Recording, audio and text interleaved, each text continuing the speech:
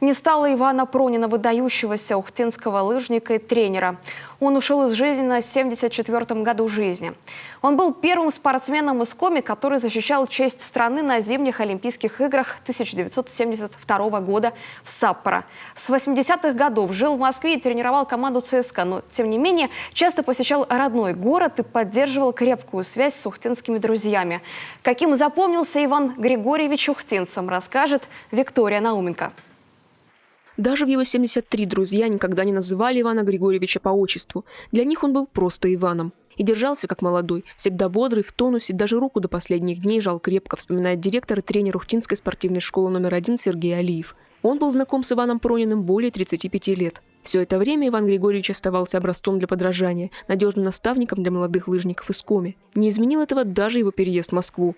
В его доме почти всегда были гости, останавливались молодые спортсмены. Всех именитый лыжник помнил поименно и радушно принимал. Как не равняться на нашего ухтинца, который показал выдающиеся результаты. Тогда бежать на лыжах нужно было бежать. Не было такой смазки на деревянных лыжах. Это было очень здорово. Ну и на протяжении всего дальнейшего пути он помогал всем нашим ведущим спортсменам, лыжникам расти. Именно здесь, в Республике Коми. Потом он переехал в Москву, там состояться как настоящий спортсмен. Когда-то приезжал я с внуком к нему, я на втором этаже там где-то, в смысле, койка такая была, у него всегда много народу, сынты ребята приезжали, и все, лыжники там были.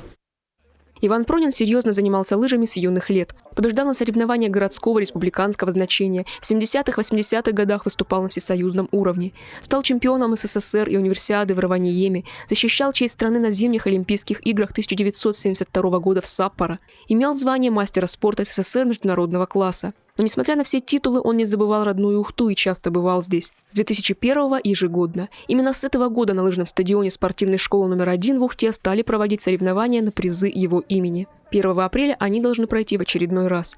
Иван Пронин, как всегда, планировал приехать. Ухтинские друзья как раз обсуждали это с ним по телефону за несколько часов до его смерти. 3 дня тому назад, когда он, мы готовились проводить его соревнования в честь Пронина на лыжном стадионе в Урмазе.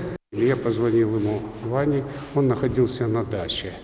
На даче, он всегда бегал на лыжах, у него хорошая банька была, там прочее.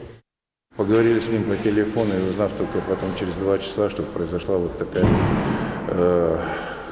трагическая, не трагическая, нелепая смерть. Очень жалко. Мы даже не поверили, когда разговаривали, потому что мы с ним разговаривали. Очень жалко, что такие люди уходят внезапно.